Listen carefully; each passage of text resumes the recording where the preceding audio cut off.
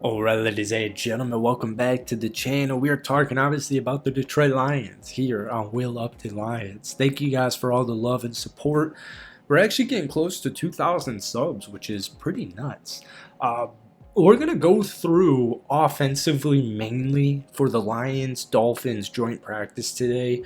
Apparently it was not even close. Apparently it wasn't even close. In fact, I have some tweets here. This is from like Detroit Barstool Detroit.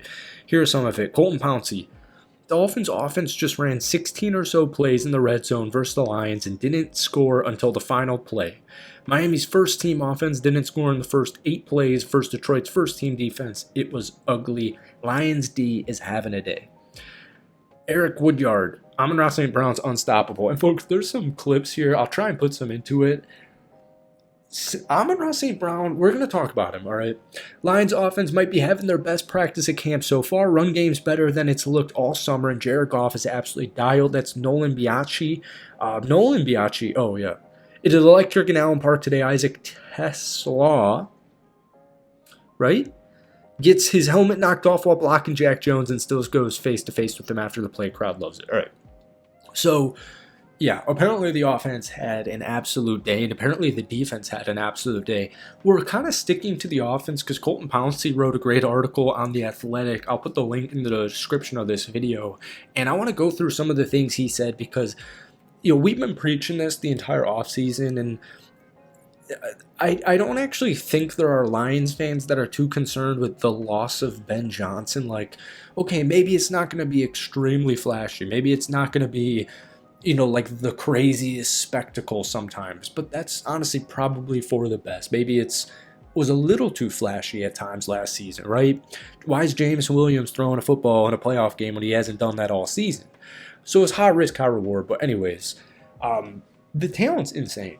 The talent's insane. So all summer we've heard, oh, well, they lost Ben Johnson, they lost Aaron Glenn, they lost some offensive linemen, blah, blah, blah. And I just don't buy any of it because we've already mentioned it all, but it's like sometimes you lose coordinators, sometimes you get a good coordinator, sometimes you lose a bad coordinator. Like, it's just how football works. It's how all sports work. Sometimes you lose a coach, sometimes you lose some players, and if you're truly a good team, then, hopefully you actually improve. Think about the Tampa Bay Buccaneers with Baker Mayfield. All right, this mic is kind of interesting. You guys say you like these videos. I did a Tesla video a few days ago, film study. I just can't show like NFL clips, so that's why I kind of like doing these videos. But anyways, let's get into it. All right, this is from Colton Pouncey. The Lions offense dominated just about every period during Wednesday's joint session. Amon-Ra St. Brown and Jared Goff put on a dazzling display of chemistry all morning, torching Miami's defensive backs in one-on-one drills before ramping it up to even more 11-on-11 work. Lions star receiver caught just about every target thrown at him during one-on-one and team drills and caught some touchdowns. So, like I said, there are tweets, that are viral or, nichely viral.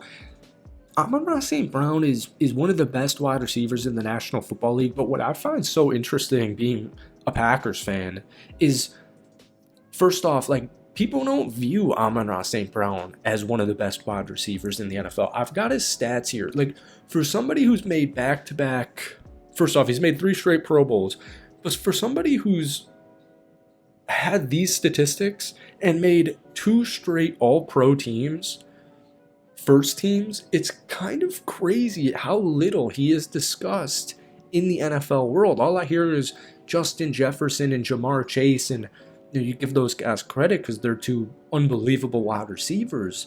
But Amon-Ra St. Brown is equally nuts. This guy is nuts. Like, he comes out in his rookie season, catches 90 balls for over 900 yards. Sophomore campaign, 106 for almost 1,200. 2 years ago, 119 catches for 1,500 yards. Last season, 115 catches for 1,263 yards and 12 touchdowns. Like, Amon-Ra St. Brown is as reliable as it comes at that wide receiver position.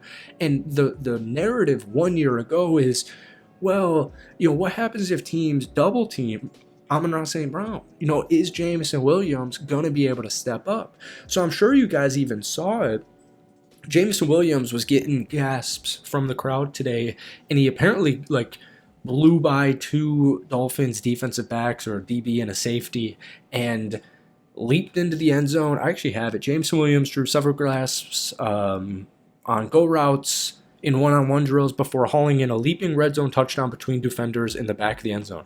So I guess he's also gotten a little bit of a fight with Melifonwu, who I didn't really realize was on the Miami Dolphins. I knew he wasn't on the Lions anymore, but I didn't really realize he was on the Lions or the Dolphins. Getting confused here. It's getting late, man. I tried to drink a Coke Zero to get some caffeine for this. It's only 9 o'clock, but I woke up pretty early today, I guess. Actually, that's not true. I did not wake up early, so never mind. It's just late. Jameson Williams. I'm just going to pull up the depth chart because I like it better. Jameson Williams, huge question marks, wide receiver 2 last season. Huge question marks. And he did a very good job. And obviously you have Jahmyr Gibbs' pass catching ability, even a little bit of David Montgomery. Sam Laporta, I know, had an underwhelming season if you had him on fantasy football like for me, but Sam Laporta still had a good season. And Jamo, 58 catches, or he only played 15 games. 58 catches for 1,001. Don't say that. You don't say that much. 1,001 yards on the season. He had 7 touchdowns. He averaged 67 pretty much receiving yards per game, and his yards per catch was 17.3. Yeah, 17.3. So Jameson Williams, once again, kind of going back to like the whole fantasy football thing. I don't know. I hate how prevalent sports betting is and just fantasy football is, because when you talk about guys like Jameson Williams, maybe his impact is a little bit watered down just because of like, oh, well, should I start him or sit him this week because he's kind of a boomer bust guy, and in reality he's catching each ball for 17 plus yards just like he did in college. And that was the thing, is that was so big for Jameson Williams because we weren't really sure what it was going to look like as a first round pick who had gotten injured right when his career ended in college, and then we barely saw him play football in his rookie season. So that was a huge year for Jameson Williams. And then, as you guys know, first off, Tim Patrick's still on this team, re-signed. Khalif Raymond's still on this team. Ronnie Bell's been getting a lot of praise. He got a lot of praise today as well. Dominic Lovett, new draft pick. And then Isaac Slaw.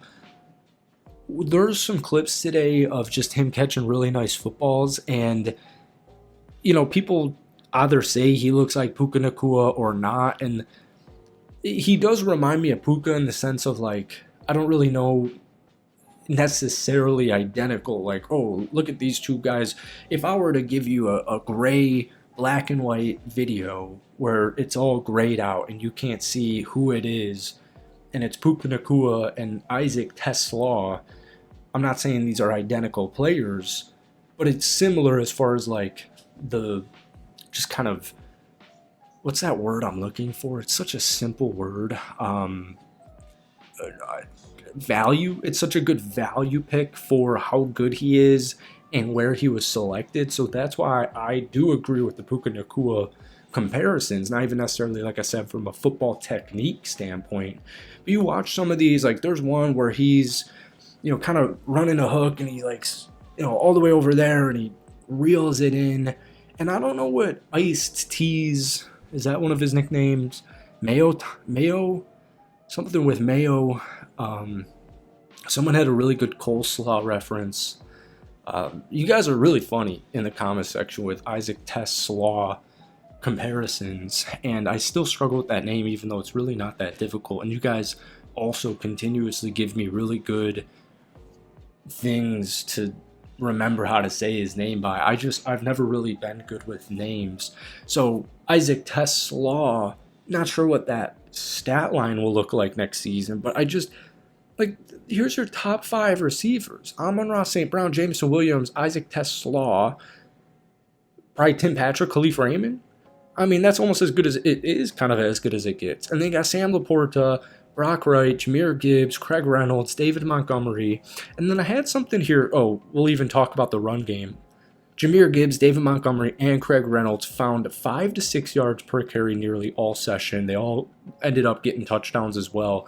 This was my favorite part because the whole right guard loss of Kevin Zeitler, people were like freaking out when that happened, like Lions or media haters. People were freaking out with that. And then people proceeded to even more freak out after, the retiring of Frank Ragnow. So, which did suck and still does suck. But now you got Graham Glasgow holding it down at center. Christian Mahogany, who, if you're a Lions fan, the talent and the potential, it's there. So it's almost like, not that it's for the best, but it's kind of exciting in a certain degree. Kind of almost like if Giovanni Manu had to start at some point this upcoming season, because I don't even want to say the I word, but you know what I'm saying. It's exciting for the future. It's not like this team like San Francisco or the Rams when they won the Super Bowl, where it's like, all right, guys, you have this small window and you need to win a Super Bowl in that small window because it's like a 2-year window. That's not how it feels, and that's not how it is. And then Tate Ratledge. So let's get through this with Colton Pouncey. Detroit's first-team offensive line of Penei Sewell, Tate Ratledge, Graham Glasgow, Christian Mahogany, and Taylor Decker had its way. Arguably the most impressive run of the day. That's getting a little bit technical. Oh, I see why I had it in. Came via a 10-yard touchdown run by Montgomery that featured dominant point of attack blocks from Glasgow and Ratledge, and ended with a frustrated Miami corner Jack Jones trying to fight Tess Slaw. That scrum ended quickly when Sewell arrived to clear house, but not before Bell, whose effort all morning was top-notch, ran over to shove Jones away from his young teammate. So I know we're just talking about a joint practice, especially against, the Miami Dolphins, who, I don't know. I'm pretty optimistic. I'm pretty positive. I like Tua. I don't know. I don't really have any Dolphin slander, but I know people are going to give the Dolphin slander, so I'll just make that known. And it's August 13th, and it's just a joint practice session. But for all the people who were like in the media world saying this team's going to lose a beat and they're going to lose a step, and they'd be lucky to win over 10 games, it's just all insane. It's all insane to me. And we'll talk about this defense probably later on because it's already somehow 13 minutes. I don't really even know how good of a video this is. I know some injuries have occurred, and somebody said something about a voodoo doll, which I didn't really like because it's like, I wouldn't say that out loud. One thing with the defense I do want to say is we've been huge on DJ Reed on, this channel, because I think I did a film study right when you guys picked him up. I've been preaching DJ Reed on Will Upton all offseason because this is one of the better coverage defensive backs in the National Football League. And I know they lost Carlton Davis. Carlton's had injuries. And as we saw last season, he had the injuries pop back up again. Now, I know it's defensive backs, but DJ Reed, in my opinion, that was... I feel like I throw this word around too much, but like as far as underrated, unappreciated maybe goes, underrecognized, it's right there. Like as far as even a name brand, it's just right there. He's high on that list. So I'm excited about this team, man, as you guys know. But maybe we'll talk defense tomorrow because it's Thursday and we still don't have preseason game 2 or 3 actually for you guys for a few more days. So folks, that's it for me. I hope you enjoyed it. Hit that like button, hit that sub button for pretty consistent Lions videos. I won't say daily Lions videos, but pretty consistent Lion videos on this channel. Seriously, thank you to everybody. You guys are so nice. It's by far there are like really nice fan bases out there in the NFL. The love and appreciation you guys give me for being a Packers fan, especially for talking about the Detroit Lions, it's truly insane. Every comment I've ever read on this channel, it's like, and even Will Upton, it's like, geez, man, like I almost wish you understood how much it means to me. So thank you guys so much from the bottom of my heart. And let me know if you like this style of content. Obviously, we're going to be doing a bunch of different stuff on this channel as we work out the kinks in preseason. And now I'm rambling on the ramble. So peace.